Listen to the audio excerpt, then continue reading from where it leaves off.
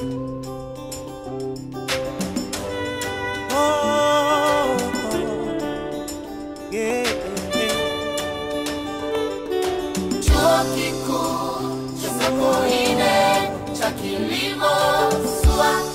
mpenzi mtazamaji, karibu katika sehemu ya pili ya kipindi cha Kilimo Tija, Ukombozi wa Uchumi kwa Vijana. Leo tunazungumzia sehemu ya pili ya uzalishaji wa uyoga, na leo tumemtembelea ndugu yetu Emmanuel ili aweze kutuelezea nini kinafanyika katika uzalishaji wa uyoga. Na tutaanza hatua za mwanzo kabisa za uandaaji wa mashamba kwa ajili ya kilimo cha uyoga. Bwana Ima, karibu sana sehemu ya pili ya kipindi chetu. Asante sana, asante sana. Sasa tunatamani kufahamu vitu vya mwanzo kabisa kama watu tunatamani kuingia katika kilimo cha uyoga. Tunatamani kufahamu ni vimeng'enywa vipi muhimu zaidi katika kilimo cha uyoga ambayo mtu anahitaji kuvifahamu. Ndio. Vimeng'enywa vipo vya aina mbalimbali. Tulivyo navyo hapa ni malanda ya mbao. Haya hapa malanda ya mbao ambayo yamesagwa kwa laini. Tuna pumba laini ya mpunga hii hapa, alafu pia tuna chokaa hii hapa. Kwa hiyo katika huu mchanganyiko wa vitu vitatu ndio kinaweza kutusaidia kuzalisha huu uyoga. Kutoka kwenye malanda ya mbao, ili tuweze kupata uyoga lazima tuweze kubalance, tuweze kuweka msawazo kati ya kaboni na nitrogen. Kwa hiyo carbon tunaipata humu katika malanda ya mbao, nitrogen tunaipata humu katika pumba laini za mpunga. Halafu pia hii chokaa kazi yake ni tunapoweza kujaza vile vimeng'enywa sasa katika mifuko yetu pale, inasaidia kupunguza ule mgandamizo, yani kushikana au kupunguza maambukizi ya vimelea wadudu katika hayo mashamba yetu ya uyoga. Kwa hiyo kwa mtu ambaye hana uwezo wa kupata maranda ya mbao, kwa sababu inawezekana haya yakawa yananunuliwa. Kwa mtu ambaye hana uwezo kupata maranda ya mbao ama vumbi la pumba za mpunga ama chokaa, je, kuna namna mbadala anaweza kutumia? Ya, anaweza kutumia vimeng'enywa vingine. Kwa mfano anaweza akatumia majani ya mgomba. Anaweza akatumia majani ya mgomba haya hapa. Akatumia haya yenyewe kama yenyewe, akasimama yenyewe kama yenyewe. Pia akatumia majani ya mpunga, nayo anaweza akasimama yenyewe kama yenyewe. Lakini kwa malanda ambao na pumba laini ya mpunga, hivi vyote vinachanganywa inakuwa kitu kimoja. Lakini kwa majani kama majani ambao unaweza kuyapata shambani baada ya kuvuna, yenyewe yanatumika tu kama yenyewe. Yeah. Nini tofauti sasa ya matumizi ya majani ya mpunga au majani ya mgomba na matumizi ya hivi vitu kama maranda ya mbao ama pumba za mpunga pamoja na chokaa? Utofauti wake ni mdogo. Utofauti wake ni mdogo kwa sababu kwa majani unaweza kupata kwanza ni si gharama kubwa sana, kwa sababu unaenda kuchukua tu shambani, unakuja unaandaa. Lakini haya unaenda kununua. Malanda ambao utanunua, pumba laini ya mpunga utainunua. Lakini utofauti wake sasa katika utoaji sasa wa uyoga, majani hayo majani ya shambani unayopata ya mpunga au ya mgomba, hayo hapo yanatoa uyoga kwa wepesi zaidi. Yaani muda mfupi unaweza kuona matokeo kuliko haya hapa malanda ya mbao. Ila uvunaji wake sasa, haya malanda ya mbao unavuna kwa muda mrefu zaidi ukilinganisha na majani. Majani yatakupa matokeo kwa muda mfupi, pia utavuna sasa kwa muda mfupi. Kwa hiyo ukitaka kulima kibiashara unaweza ukachanganya. Nitalima hapa kidogo, nitatumia malanda ya mbao kidogo na mchanganyiko mwingine wa pumba laini ya mpunga na hiyo chokaa, na pia naweza nikatumia majani ili kuweza kulisha wateja wako. Kama alivyotuelezea, hivi ni vimeng'enywa vya ambavyo vinaweza kutumika katika hatua za awali kabisa za kilimo cha uyoga. Haya ni maranda ya mbao na hizi ni pumba laini za mpunga na hii ni chokaa. Vinaweza kutumika kama sehemu ama ingredients muhimu katika kilimo cha uyoga. Lakini pia kwa mtu ambaye hawezi kumudu kupata haya majani ya maranda ya mbao ama pumba laini za mpunga pamoja na chokaa kwa sababu ya gharama, anaweza kutumia vitu mbadala kama haya majani ya mpunga. Yanaweza kutumika pia kama vimeng'enywa muhimu katika kilimo cha uyoga. pia anaweza kutumia na haya majani ya mgomba pia kama sehemu ya vimeng'enywa vya kilimo cha uyoga. Sasa Bwana Ima, tunatamani utufahamishe haya tunayaandaa vipi? Haya uandaaji wake ni rahisi sana. Uandaaji wake haya yenyewe si unatumia tu panga, unakatakata kidogo kidogo, sawa? Unakatakata kidogo kidogo, unaweka kidogo hivi, alafu unakata kidogo kidogo ili uweze kuweka kwenye mifuko, na ukiloweka basi iweze kupata ule unyevu unaofaa. Kwa hiyo ukishakata hii kidogo kidogo hivi wenyewe unakusanya, ukishakuja kuvikusanya hivi unaweka kwenye maji. Kwa hiyo kwa nini tunaweka kwenye maji? Tunaweka kwenye maji kwa sababu tuweze kuweka unyevu mule katika hivyo vimeng'enywa vyetu, viweze kupata unyevu. Na pia ninapoenda kuchemsha pale ili viweze kuua wale wadudu. Sawa? Kwa sababu ili uyoga uweze kukua unahitaji unyevu. Kwa hiyo haya maji tunayoweka, tunapoloweka vile ili tupate unyevu kipindi cha ule mbegu tunavoweka kipindi cha kutanda, ndio iweze kusaidia kutanda vizuri. Yeah. Kwa hiyo haya majani ya mpunga yenyewe hahitaji kukatakata. Haya unakatakata, haya tayari nishakatakata. Haya tayari nishakatakata kwa panga. Kwa hiyo hapa ninachobaki ni kuchukua na kuloweka tu. Kwa hizi ni hatua za mwanzo za maandalizi ya mashamba ya uyoga. Baada ya kufanya hii hatua ya mwanzo, tuna sehemu ya pili ya uandaaji wa mashamba ya uyoga kama ambavyo yanaonekana hapa, mpenzi mtazamaji. Na hebu tuelezee hapa kumetokea nini na nini kinafanyika kuandaa hizi ingredients zopo hapa. Sasa hapa ni ile sasa pumba, ni yale pale malanda ya mbao na pumba laini ya mpunga na chokaa, ndio nimevichanganya kwa pamoja na kuweka maji ili kwa ajili ya kuweka sasa kwenye mifuko ili kwa ajili ya kwenda kupika. Kwa hiyo hapa nilichokifanya nilipima kilo 78 za malanda ya mbao. Alafu nikapima kilo 20 za pumba laini ya mpunga. Alafu nikaja nikapima kilo 2 ya chokaa. Kwa hiyo kuna uwiano. Uwiano, Kwa nini unaweka huo uwiano? Uwiano. Ukizidisha sana, kwa sababu hiyo pumba laini ya mpunga inatumika kama kirutubisho. Sawa? Ukizidisha virutubisho vingi unakaribisha wadudu wengi. Sawa? Kwa hiyo lazima uweke uwiano. Kila kuna asilimia unatumia, ndio nimesema 78% unatumia pumba, unatumia landa ya mbao, 20% natumia pumba ya laini ya mpunga, afu 2% naweka chokaa. Kwa ili kumrahisishia sasa, mtu anaweza kusema hizi asilimia nazibadilisha vipi? Unabadilisha, unaweka tu unasema kilo 78, kilo 20 kwa kilo 2. Sasa kwa mfano mimi sihitaji kilo 100, ninataka kilo 50. Unaenda hiyo ndio formula. Unaweza kwa formula hiyo unaweza kupunguza kilo 50. Kwa hiyo utafanya asilimia 78 ya kilo 50. Kilo 50. Asilimia ya 20 ya kilo 50. Alafu asilimia 2 ya kilo, ili kuweza kutengeneza sasa kutengeneza sasa huo mchanganyiko wako unaohitaji. Okay. Pia unaweza na maji pia unapima. Kila kitu hapa unapima. Na maji unapima kiasi gani? Maji kilo 1, ikiwa kilo 1 sasa na lita 1 na mili 200. Kilo 1 ni sasa na lita 1 mili 200. Kwa hiyo maji ndio naweka hivyo. Kwa hiyo ukishaandaa katika hii hatua ya mwanzo, kwa mfano kwa yule ambaye hatotumia hivi vimeng'enywa, atatumia vile vimeng'enywa vya majani ya mgomba ama majani ya mpunga, yeye pia atahitaji kuweka hizo asilimia? Ila hahitaji asilimia. Unaloweka tu kawaida. Ukishamaliza kukatakata unaloweka kawaida, unachuja maji misili yani unaloweka ndani ya masaa 24. Ukishaloweka ndani ya masaa 24 unatoa kwenye maji, unachuja kiasi kwamba ukikamua hivi maji yasibakie kwenye mkono, ila ukiweka hapa inaonekana kuna unyevu umebakia.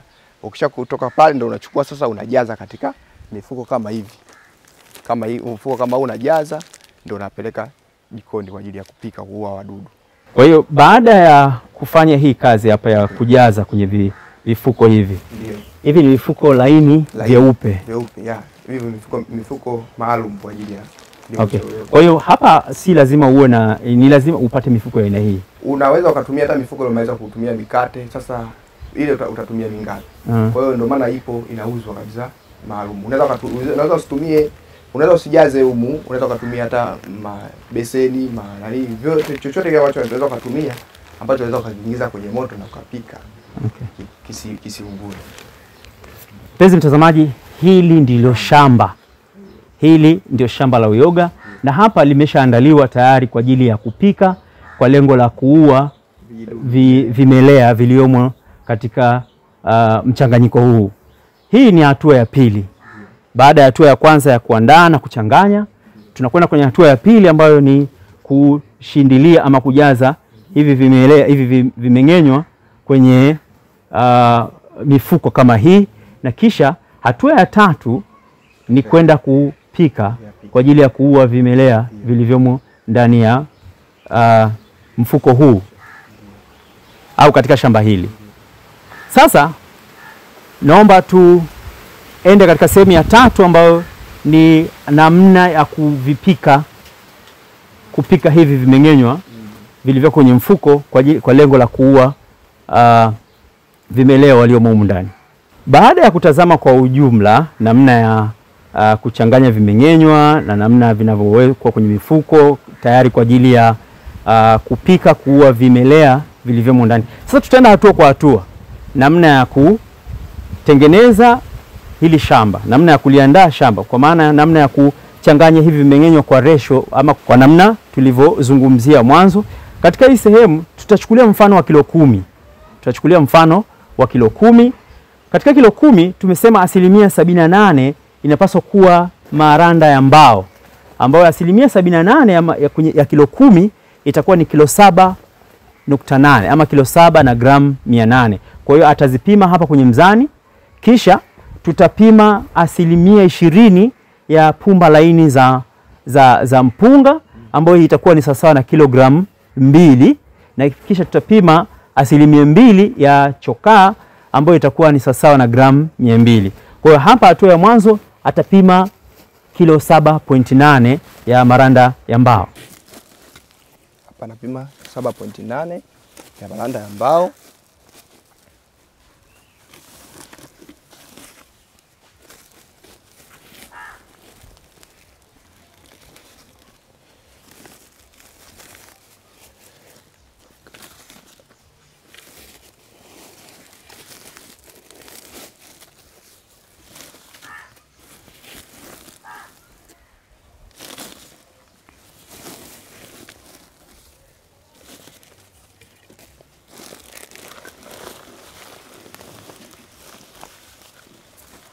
Hizi ni kilo 7 na gramu 800 za maranda ya mbao.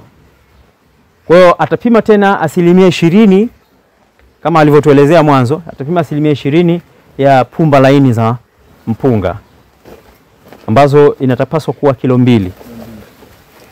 Tunapima kilo 2 sasa ya pumba laini ya mpunga. Naenda kuchanganya.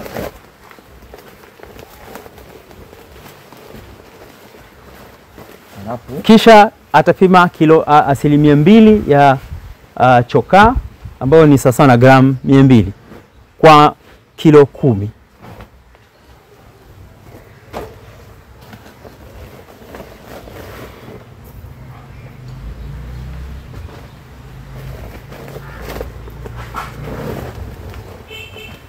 Baada ya uwiano huu tuliopima hapa, hatua inayofuata ni kuchanganya. Changanya vizuri. Hakikisha umechanganya mchanganyiko wako umekaa vizuri ili kuhakikisha virutubisho vyote vinafika sehemu yote.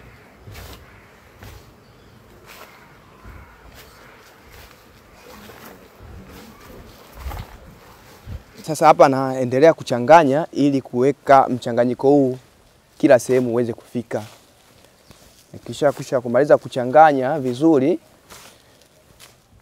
naweka sasa maji. Na maji yanakuwa kiasi gani? Maji hapa sasa tunaweka itakuwa lita 12. Itakuwa lita 12. Baada ya kisha kuchanganya mchanganyiko ule pamoja na maji, naenda sasa kujaza kwenye mifuko maalum. najaza humu iweze kupatikana ujazo wa kilo 2. Kwa hiyo najaza vizuri ili niweze kupata uzito wa kilo 2 ambapo nitaweza kwenda kuvuna ndani ya miezi 3 mfululizo.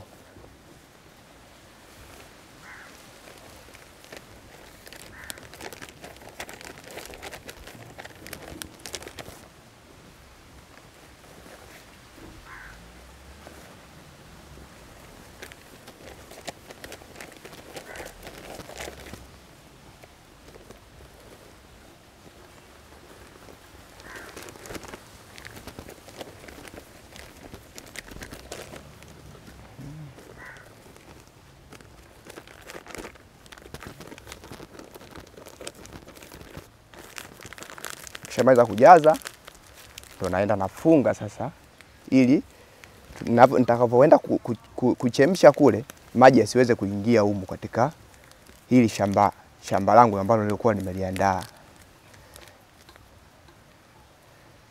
Kwa hiyo hapa sasa linakuwa tayari kwa kwenda kupikwa.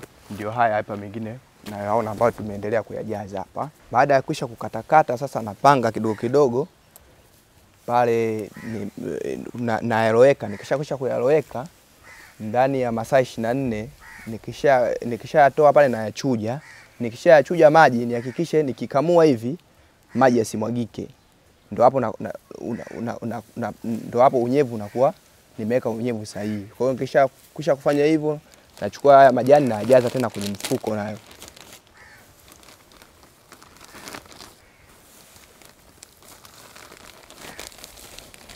Nalo uzito unatakiwa uwe kilo 2.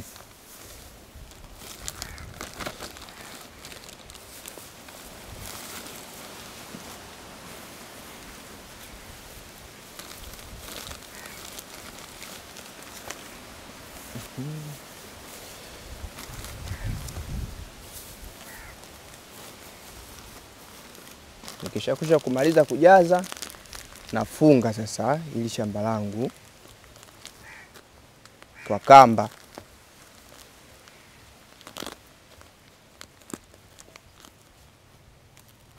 Nikisha kumaliza kufunga linakuwa shamba tayari kwa ajili ya kupikwa. Kama tulivyoona hapa kuna mashamba ya aina 2.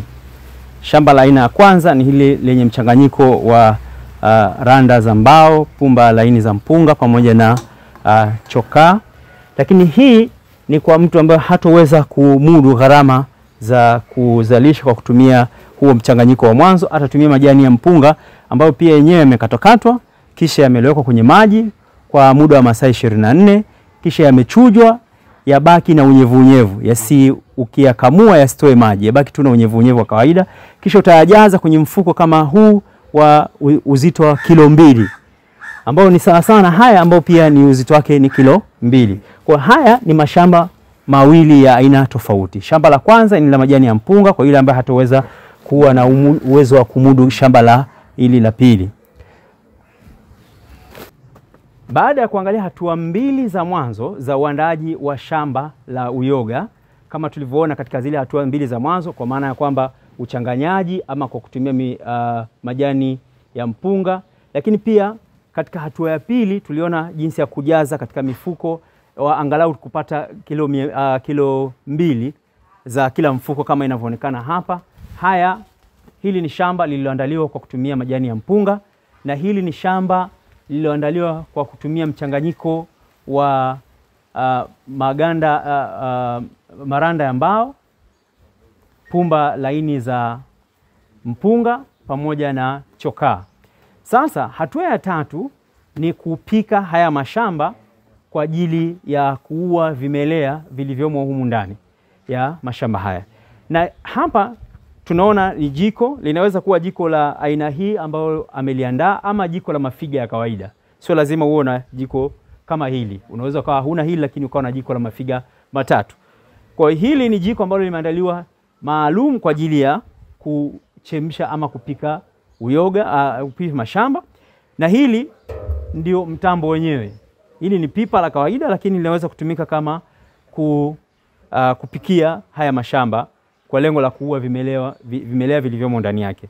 Sasa Ima atatuelezea namna ya kupack ama nini kinafanyika kwenye huu mtambo wa kupikia? Kinachofanyika hapa, kwanza tunatumia mvuke kupika. Kwa hiyo katika hili pipa langu nitaweka lita 40, sana sana dumu 2 za maji. Nitamimina dumu 2 za maji humu, nishamina dumu 2 za maji, nitaweka kiziwizi. Nitaweka hichi kitu hii kama stand ambayo itatenganisha maji na haya mashamba. Kwa maana mashamba hayapaswi kuguswa na maji. Hayapaswi kuguswa na maji.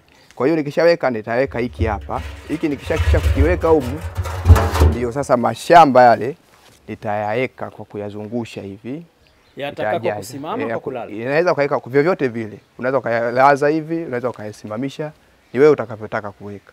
Baadaye kisha kuyajaa sasa, unachukua nylon ngumu. Nylon ngumu unafunika hapa na kwa kamba. Kisha kufunika kwa kamba, ndio unapika kama kwenye jiko hiyo au kwenye mafiga pale ndani ya masaa 3. Unakuwa umemaliza. Kwa hiyo maana baada ya kuyapanga mashamba yako, humu yanaweza kuingia mashamba mangapi? 50. Mashamba 50. Kwa hiyo kwa huyu kwa yule mjasiriamali anayeanza. Yaani hajakuwa na uwezo wa kumiliki mtambo mkubwa wa kuzalishia. Kwa anaweza kuanzia katika pipa kama hili na linaweza kuchukua mashamba 50. Ukishamaliza kujaza hapa kama alivyoelezea, utaweka maji lita 40 sasa na madumu 2, kisha utatanguliza hicho alichokitanguliza ndani kwa ajili ya kutenganisha mashamba na maji, maana kwamba mashamba hayapaswi kuloa maji. Kisha baada ya kuyajaza utafunga nylon juu kuzuia mvuke usitoke. Kwa utafunga kuhakikisha kwamba kwa namna ambayo mvuke hautotoka nje. Kama utatoka basi kidogo sana. Maana hawezi kuzuia auto usitoke, itapasuka. Kwa hiyo mvuke unaweza kutoka kidogo, lakini hakikisha kwamba umefunga kwa namna ambayo mvuke mwingi utabakia ndani. Hii ni hatua ya 3 ya uandaaji wa mashamba. Baada ya kupika, kuna aina 2 za mitambo. Hapa tumeona mtambo kwa yule mtu ambaye ni mjasiriamali mdogo, bado hana uwezo wa kumiliki mtambo. Kinachoonekana pale, mtazamaji, ni mtambo mkubwa zaidi wa kupika mashamba ya uyoga. Hule unaweza kuchukua mashamba 500, unaweza kupika mashamba 500. Mashamba 500. Utapanga mashamba yako pale idadi inayofika 500, kisha utafanya kama ulivyofanya hapa. Utafunika kwa nylon. Baada ya kufunika kwa nylon utawasha mtambo kwa ajili ya kupika. Nitayapanga mashamba yangu hapa 500. Nitayapanga vizuri hapa juu. Nitachukua nylon hii hapa ngumu. Baada ya kuimeza kuyapanga, nitakuja nitayafunika hapa. Kwa hiyo kitachosababisha haya ya hivi ni mvuke ambao unatokea kwenye bomba hili. Maana maji nitajaza humu, nikishajaza humu nitapika kule ndani ya masaa 6. Kwa hiyo huu mvuke utapita kwenye bomba hili na utakuja huku. Kwa hiyo humu ndani kuna bomba nimeziweka humo. Kwa hizo zitakuwa zinasambaza mvuke katika hayo mashamba yangu ambayo nilikuwa nimeyakava. Nimeyafunga vizuri kwa kuyafunika kwa hiyo nylon. Kwa hiyo huyu sasa, kwa yule mkulima anataka kufanya sasa kibiashara zaidi, yani anataka kulima kwa kiasi kikubwa au mwenye mtaji mkubwa, ndio tunaweza tukafunga mtambo huu hapa kwa ajili ya uzalishaji mkubwa. Lakini kwa yule ambaye hana mtaji wake mdogo, anaweza akaanza kwenye pipa hiyo kwa mashamba 50 mpaka pale atakapopata mtaji mkubwa zaidi, sasa ndo atafunga mtambo huu mkubwa kwa ajili ya kupika mashamba mengi kwa mara moja. Hii ni hatua ya 4. Tumeona hatua 3 za mwanzo: kuandaa na kuweka katika mifuko na pia kupika mashamba. Hatua hii inayofuata ambayo ni hatua ya 4 ni hatua muhimu sana. Ndio maana unaona hapa mtaalamu wetu amebadilisha. Hii ni hatua ambayo inahitaji usafi wa hali ya juu. Baada ya mashamba yetu kupikwa pale, hatua inayofuata ni kuyaleta sehemu hii kwa ajili ya kupoa. Kwa ajili ya kuyapoza. Baada ya kupika pale ndani ya masaa 6, unayaweka sehemu nzuri, sehemu ambayo ilikuwa safi kwa ajili ya kuyapoza. Hapa yanapoa ndani ya siku 2. Kwa nini tunapoza? Unapoza kwa sababu ile mbegu nitakapoiweka pale isiungue. Ndio maana naweza kupoza siku 2 lipoe kabisa, liwe la baridi. Sawa, nikiweka la moto na maana mbegu itakufa. Kwa hiyo haya yamekwisha kupoa. Tuliweka hapa siku 2. Kwa hiyo yameshakwisha kupoa, yapo tayari kwa ajili ya kuwekwa mbegu. Kwa hiyo kama alivyoelezea hapa, hii baada ya kuyapika pale atayaleta hapa, yatapoa kwa muda wa siku 2 kabla ya kutia mbegu. Na madhara ya kutia mbegu kama alivyosema, yakiwa bado ya moto inaweza kusababisha mbegu kuungua. Sasa hatua inayofuata ndio hatua muhimu zaidi ya kuweka mbegu katika mashamba yetu. Hatua ya 4, mashamba yetu tuliyoweka pale yakapoa kwa muda wa siku 2. Sasa baada ya kuyapoza kwa muda wa siku 2, hatua ya 5 ndio hatua muhimu pia, ambayo hatua hii tutaweka mbegu katika mashamba yetu. Kuna mambo mawili natakiwa kufahamu. Hii ni spirit na hizi ni gloves, kwa sababu tumesema lazima usafi uzingatiwe katika kutia mbegu kwenye mashamba yetu. Kama utavaa gloves, hautahitaji kutumia spirit kwa ajili ya kusafisha mikono yako. Kwa hiyo kama utaanza kwa utovaa gloves, utaanza kwa kusafisha mikono yako kama ambavyo inaonekana hapa. Huyu atasafisha mikono yake vizuri kwa kutumia spirit, na hapa hatohitaji kuvaa gloves. Kwa mimi ambaye naweza kuwa anahitaji kuvaa gloves, sihitaji kutumia spirit, atavaa gloves. Kwa hiyo kwa nini tunatumia hii spirit? Tunatumia spirit kwa ajili ya kuua wadudu ambao watakaokuwa mikononi mwetu humu. Kwa hiyo ukishakusha kuua hawa wadudu, unavaa na maski sasa kwa ajili ya kupunguza vimelea, kwa sababu ukiongea vile vimelea vina uwezo wa kushuka kwenye shamba letu. Kwa hiyo ukishakusha kufanya hivyo, unafungua vizuri shamba vizuri kabisa. Unafungua. Ukishakusha kufungua, hata mbegu pia unaisafisha kwa spirit.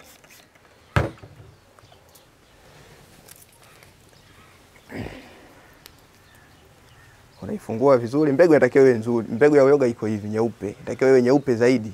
Ukiona ina rangi tofauti tofauti, ujue hiyo itakuwa na shida. Kwa hiyo mbegu unatakiwa ununue kwa wakulima ambao wanatambulika, au uende chuo kuna mbegu zinauzwa pale ambazo zina chuo cha Sokoine.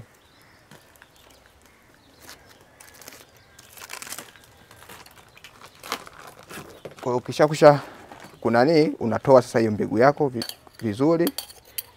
vizuri unaitoa. Hii ya juu ni kama sponge, unaweza ukaiweka pembeni. Unaenda kuchukua mbegu yenyewe iliyokuwa ndani humo, utaratibu kabisa. Unafungua shamba lako vizuri ili unaweka sasa mbegu ya uyoga humo. Unaweka kwa kuzungusha ili iweze kutanda vizuri.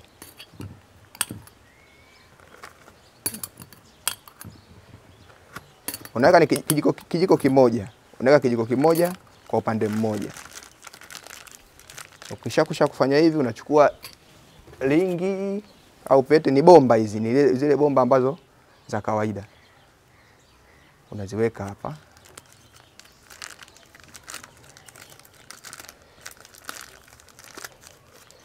Ukishakusha kufanya hivi, unachukua na karatasi safi, unaweka pia hapa juu. Ukishaweka hapa juu, unachukua rubber band sasa, mpira, unafunga hapa sasa.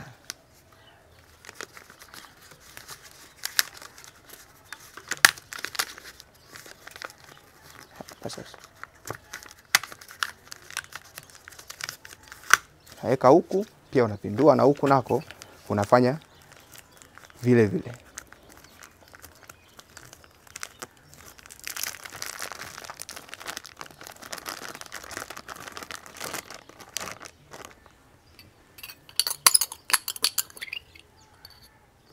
Naweka mbegu.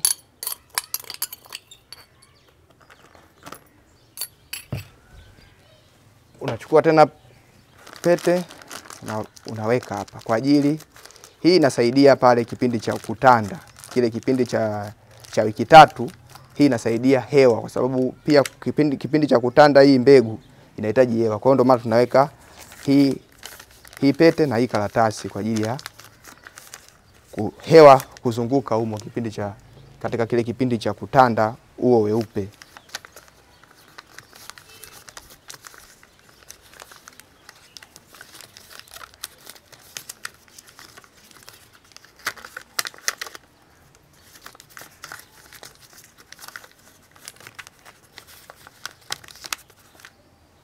Kwa hiyo hapa sasa linakuwa shamba limekamilika.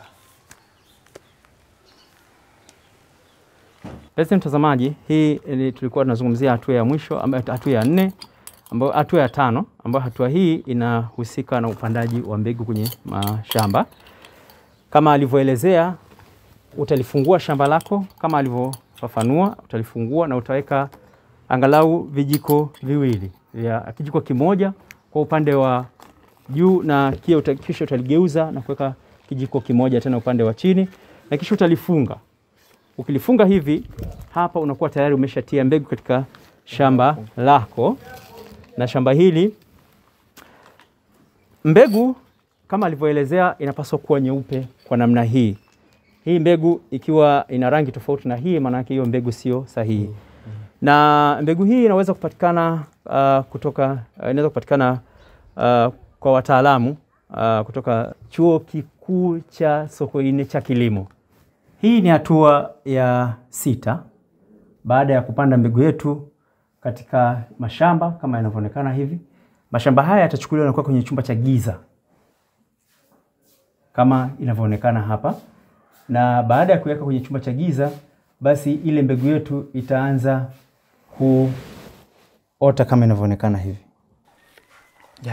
Kwa hiyo baada ya kisha kuweka mbegu, unakuja kuweka katika chumba hiki maalum. Hiki chumba kinatakiwa kiwe kisafi na kiwe na hewa ambayo inazunguka humu ndani. Kwa hiyo humu unaweka inakaa humu ndani ya wiki 3 mpaka mwezi. Huu weupe mpaka uje kusogea wote ukutane na utande. Kwa hiyo ile mbegu tuliweka hapa kidogo, lakini inatembea taratibu ndani ya wiki 3 au ndani ya mwezi inakuwa limekamilika. Inakuwa sasa linakuwa kama hili limekamilika. Kwa hiyo hili sasa lilipofikia hapa, stage iliyofikia hapa, nilitoe hapa nilipeleke kwenye chumba cha mwanga kwa ajili ya kunitolea matunda.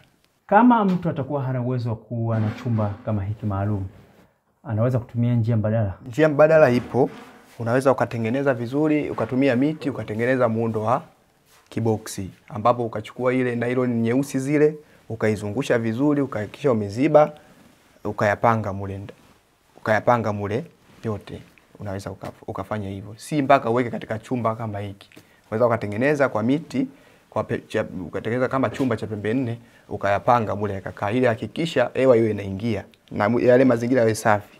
Kwa sababu katika hii stage inahitaji usafi pia na hewa, ili kusaidia huu weupe kutanda hivi.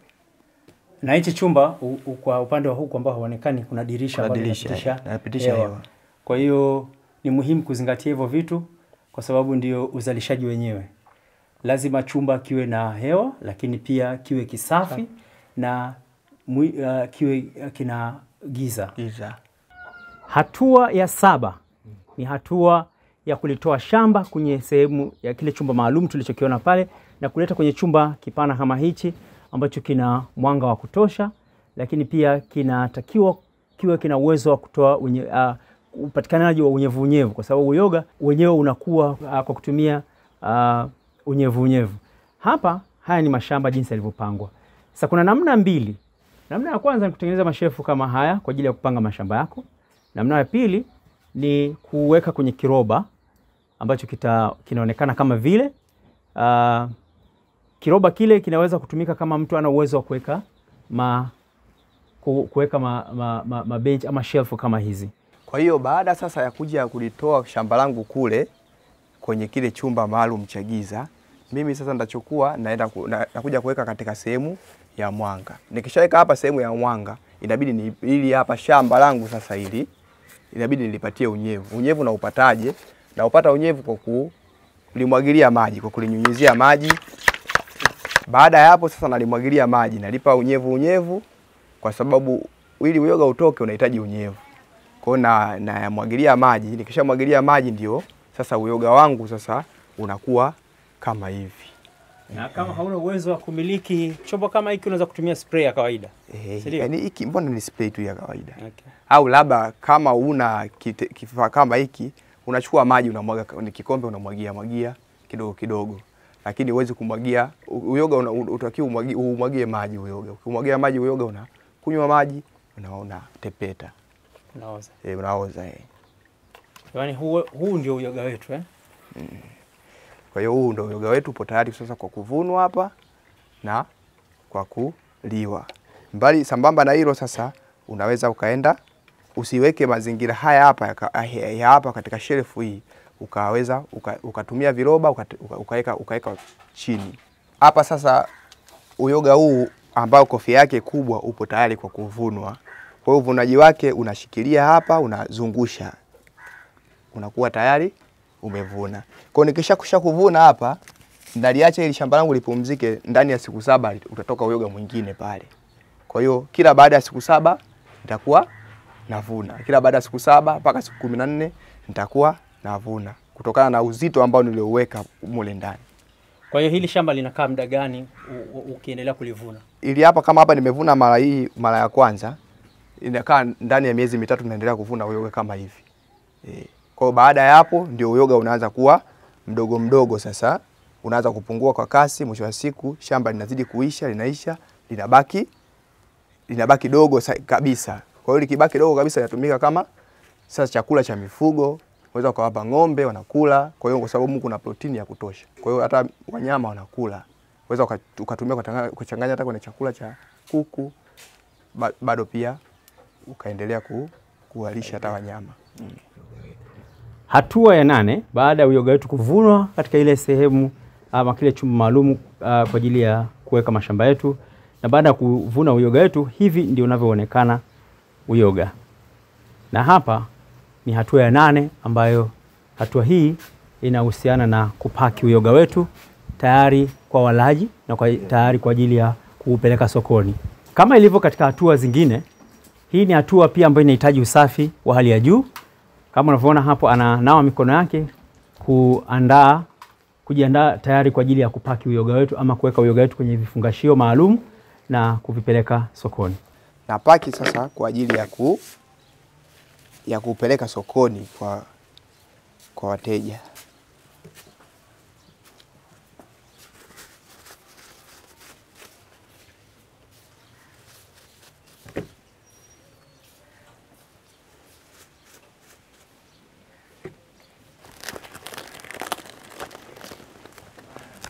Kwa hiyo hapa unakuwa tayari sasa kwa kwenda sokoni.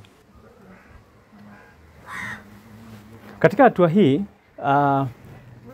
unaweza kuweka kulingana na uzito unaopenda wewe, kulingana na uhitaji sokoni. Unaweza kuweka kwa kilo moja, kwa kuweka kwa nusu kilo ama kwa grams, kulingana na uhitaji wa mtu husika. Bei yake ni kiasi gani? Kilo shilingi 10,000, nusu shilingi 5,000. Sasa hivi sokoni. Kwa hiyo huu unaweza kupata sokoni kwa shilingi 10,000 ukiwa na uzito wa kilogramu 1, na utapata kwa shilingi 5,000 ukiwa na uzito wa gramu 500 ama nusu kilo. Kama tulivyotangulia katika sehemu yetu ya kwanza kabisa, tulisema katika kilimo cha uyoga huwezi kupata hasara. Kwa sababu mimi napokuwa nimeandaa uyoga kama huu na nikakosa wateja kwa wakati huu, naweza kuuanika na uyoga huo ukawa mkavu na pia ukauzwa ukiwa mkavu, au ukiwa mkavu pia unaweza ukasagwa ukauzwa kama unga. Kwa hiyo bado kupata hasara katika kilimo hiki ni ngumu sana, kwa sababu hakuna namna unaweza ukapoteza hii product. Unaweza ukaupaki kama hivi ukiwa mbichi na ukauuza, lakini pia unaweza ukaupaki ukiwa umekaushwa kama ambavyo unaonekana pia katika kifuko hiki. Huu ni uliokaushwa tayari. Pia unaweza kufungwa kulingana na uzito ambao unahitajika sokoni ama kwa namna ambavyo mtu atauhitaji.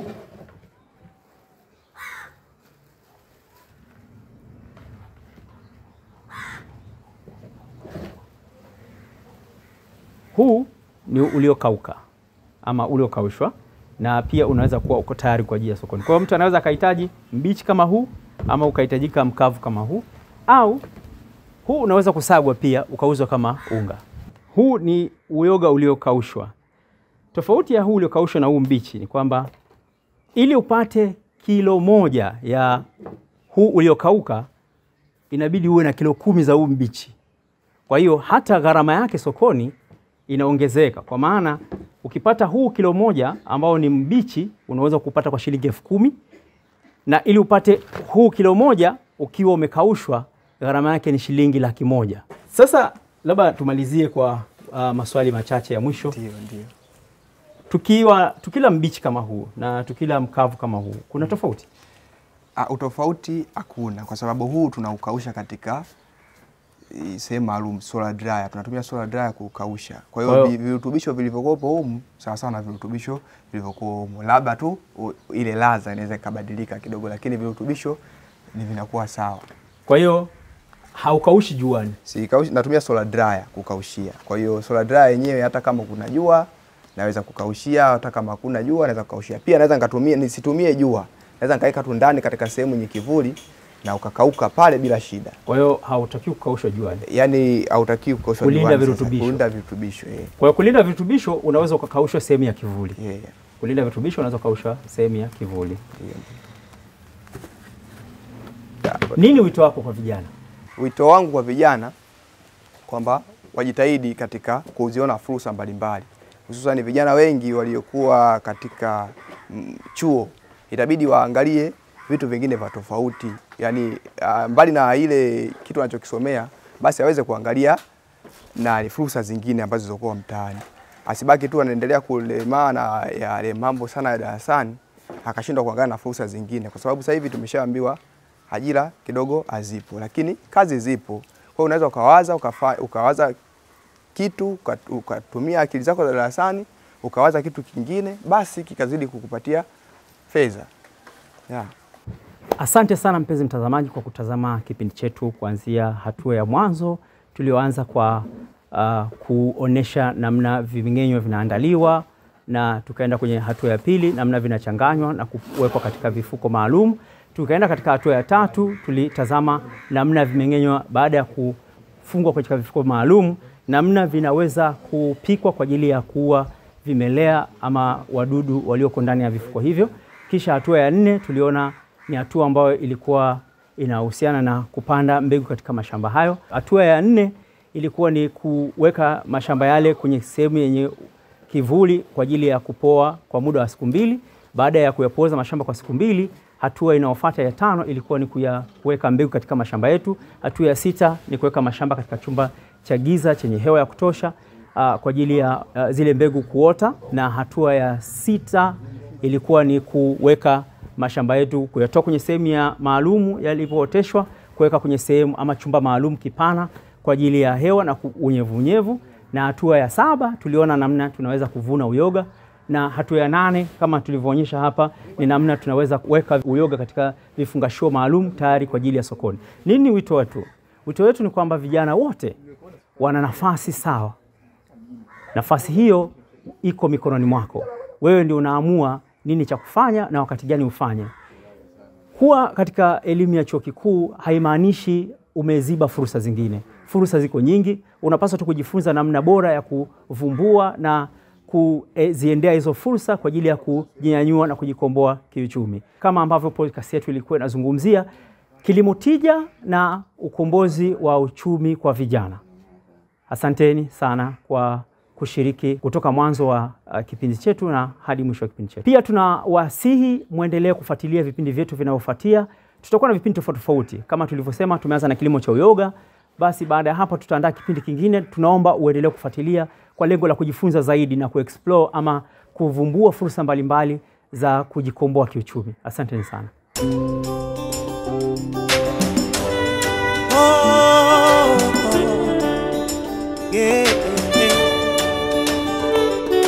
Chuo Kikuu cha Sokoine cha Kilimo SUA. SUA ni chuo kikuu bora na kikongwe cha kilimo nchini Tanzania.